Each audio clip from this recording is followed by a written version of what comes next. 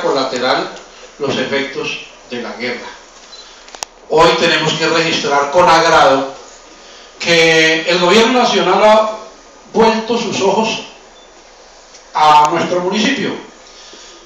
Tenemos que agradecer que inversiones importantes han llegado al mismo municipio en materia de saneamiento básico, con un plan maestro de alcantarillado ya desarrollado, en materia de seguridad con una estación de policía nueva, con motos, con cámaras de seguridad, con alarmas comunitarias, con centro administrativo municipal que ya está radicado en Bogotá y que seguramente el próximo alcalde de Los Pradereños tendrá la oportunidad de construir.